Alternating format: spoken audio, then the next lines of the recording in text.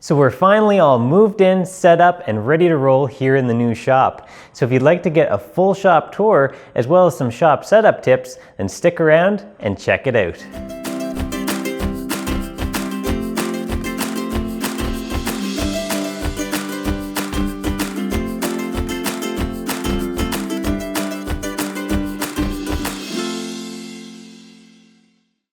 Hey guys, and welcome to a new episode of DP Shop Talk. Now this is the first DP Shop Talk episode in the new DP Shop Talk workshop. Try saying that 10 times fast.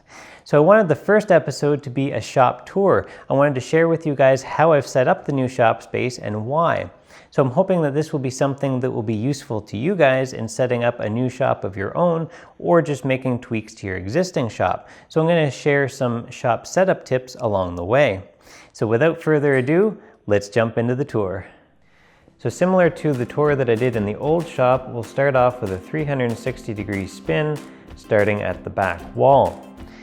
So this should help give you a sense of how the shop is laid out overall as a whole, and also help locate each section of the shop as we go through it in more detail. Now at 28 by 32, this shop is twice the size of the old shop, and I've definitely been enjoying the extra space. Now the clear open space that the camera's set up in right now is a key component of this shop. I'm going to talk more about that in detail in another video. So we'll start off here again at the back wall. So right here we have the door to go upstairs to the second level, and I'll show you a little later what I have set up there. Now this I've set up sort of as my cutting corner. So I have both my miter saw and my table saw set up here in the same area. Now the reason for that is I can do all my rip cuts and my cross cuts in the same section of the shop. So anytime that you can group similar tools and similar tasks together like that in your shop layout, it really helps improve efficiency. Now the other reason that I wanted these two tools together is I can quickly and easily share the dust extractor between the miter saw and the table saw overarm dust collector. So if I'm switching back and forth between crosscuts and rips, then I can easily share the dust collection as well. Now I've used these existing cabinets that were in the shop to set up all of my miter saw and table saw blades in, so again it keeps it all in the same area. So if you remember in my old shop, I had the miter saw set up on the end of my shop cabinets beside my workbench. Now this is actually the same cabinet box that it used to sit on, only I've mounted 4 locking casters to the bottom so it's easily mobile. So if I need to make rips that are longer than the 8 feet that I have from the front of the miter saw to the table saw, I can easily wheel this out of the way, and now I have an extra couple of feet so I can make a 10-foot rip. Now similar to what I had set up before, I have my sliding material support jig with the flip stop set up on my workbench. And then on this side, I just have a roller stand for now if I need support on the left side. Now the thing that I like about this setup, and the reason that I liked it so much in my old shop, is it makes this space multi-use. So the material support space, or in-feed, out-feed space, if you want to call it that for the miter saw, is multi-use rather than having a full-on dedicated miter saw station that takes up this whole space. So on this side, I can have my workbench, and on this side, it's a passageway and the door that goes upstairs. So if you're looking to pack more into a smaller space in your shop, then consider making spaces multi-use or multi-purpose and having tools or benches share spaces rather than having their own space taken up. Now, if I need to make cuts at the miter saw that are longer than what I can fit in this space, then again, I can easily roll this out of here into the open space that I have in the shop and make the cuts there. Now my workbench and my hand tool cabinet are set up pretty much the same as they were in the old shop, and they sort of form the typical DP Shop Talk background that you usually see. So at the other end of the workbench, I usually park my dust extractor, and then behind that I have the drill press set up. Now on the wall behind the drill press, I have a lot of my jigs hung from past episodes. Now if you haven't seen all of those, I'll put the links in the video description below for those past episodes so you can check them out. Now underneath the stairs, I have storage space for more jigs as well as miscellaneous shop items. Now next to the drill press, I have the bandsaw set up, and the same as in the old shop, I have it on a mobile base. So I can use it here, or if I need more space around it, I can wheel it somewhere else in the shop. Now in the back corner, I have my sharpening station set up. Now it's built on an old jointer stand, and it gives me a dedicated place to use my grinder, my water stones, as well as all of my other sharpening equipment. Now I built this a number of years ago, but I didn't have space to set it up in the last shop, so I'm happy to be able to use it again here in the new shop. So this area of the shop here is dedicated to mechanical and automotive work. Now I'm fortunate enough to have the space in this shop to be able to bring the van or the car in to do work on them. Now I couldn't do that in the old shop because I simply didn't have space. Now as you can see, I have a floor jack and my coveralls here behind me, and then this half of the metal countertop is dedicated to mechanical work. So I've mounted a good metalworking vise here on the corner, and then the two drawers and some of the cabinets in this area hold my basic mechanical tools as well as supplies. So with the amount of site work that I've been doing lately, my work van has really become one of my most important tools.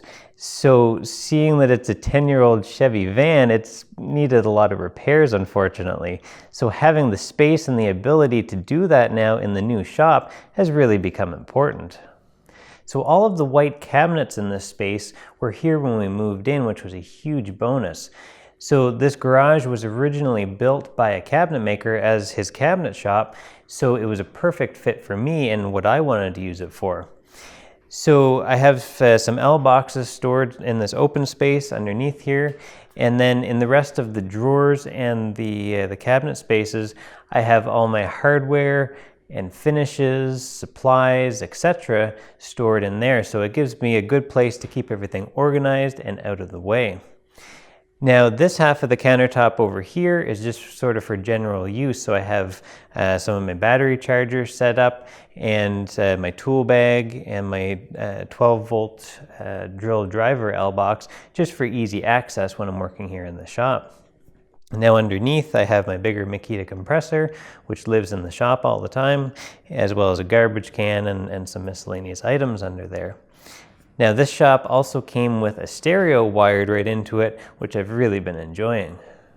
Now at the end of the countertop, I have my L-Box 1A and I-Box drawer set up, and that holds all my most commonly used fasteners and supplies. So that goes with me everywhere to site, and then when I'm here working in the shop, I have it set up here just for easy access. So no matter where I'm working, it's always set up the same way and organized the same way, so I know where to find everything. Now underneath that is my red rolling tool cabinet. And I've had that since I was about 10 years old, so it's been with me in every shop that I've ever had. Now I just had a comprehensive alarm system installed in this shop, which covers both fire and intrusion. Now it's important to not only have a smoke detector installed in your shop space, but one that's hooked up to a monitored alarm like this, so that if there was ever a fire when you were away from the shop, you would hopefully know about it before it was too late. Now at the front wall of the shop, there's floor-to-ceiling cabinets on both sides of the overhead door. So those work great for storage of L boxes, power tools, supplies, etc. Now I have a sheet of foam rigid insulation stored along one of the overhead door tracks, and I use that with my track saw sometimes when I'm breaking down sheet goods, just as a sacrificial surface. Now the front overhead door is 16 feet wide, and that's what I usually use for bringing vehicles in and out. The back overhead door doesn't really get used very much. Now I store some of my sound blankets across the overhead door as well. Keeps them out of the way. I use those for shooting video like this, just to absorb some of the echo and reverb and make for better sound quality. Now the MPT, or multi-purpose table, that usually gets used here in front of the door as well, since it's a nice wide open space, and the MPT can quickly and easily be moved out of the way when I need to use the overhead door with the wheel bracket accessories. Now if you haven't seen how the MPT works, make sure you click on the link above or down in the video description below to learn more about the MPT and all of its different efficient uses. Now you can also buy a full set of plans and instructions on how to build your own MPT over at my website at danpattison.com.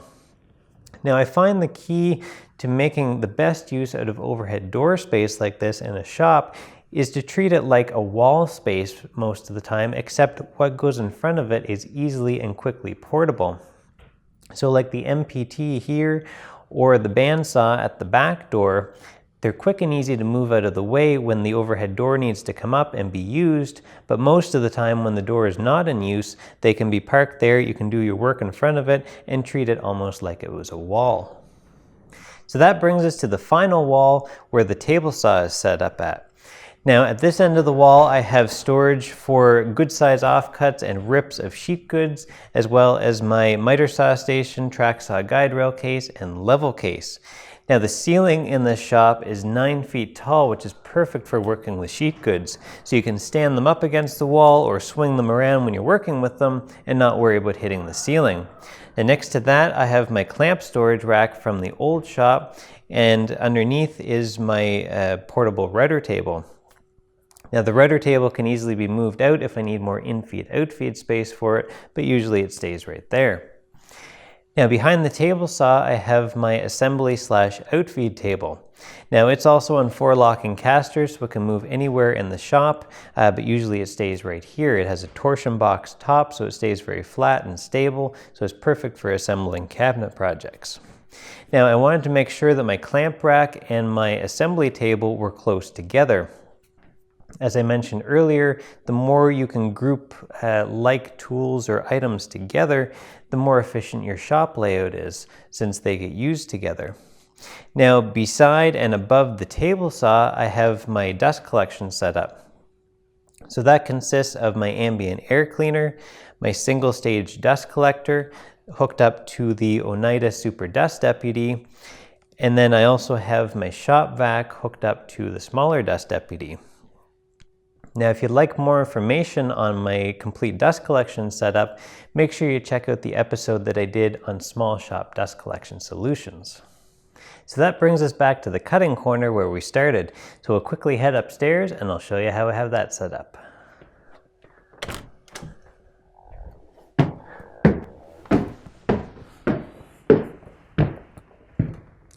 So up here at the top of the stairs, I have an old bookcase type unit with books and reference material and just other general storage on it. So it makes good use of that space.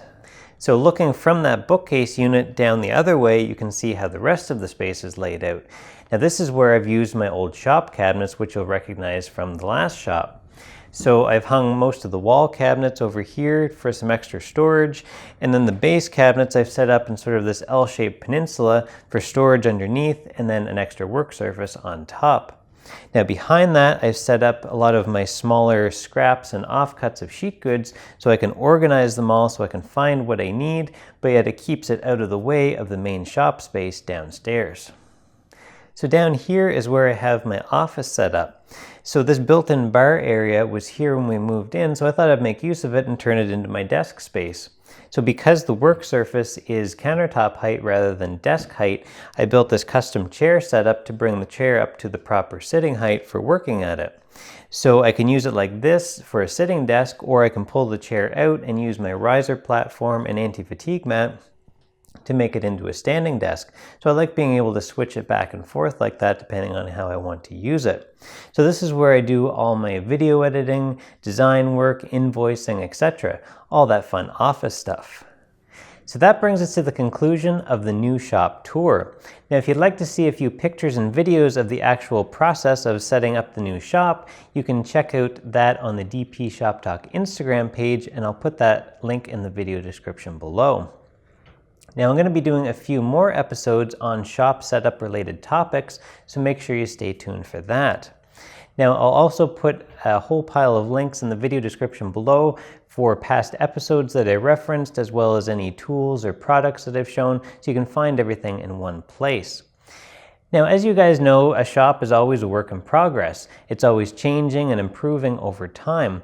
But I wanted to show you guys how I initially set the shop up, and then you can follow along and see any changes that I make over time. So I hope that you found this video helpful. If you have, don't forget to hit that like button, share the video with your friends, and if you haven't already, hit that subscribe button. It's always very much appreciated when you do. As always, make sure you leave your ideas, thoughts, and questions down in the comments below. So thanks for watching, and until next time, let's talk shop.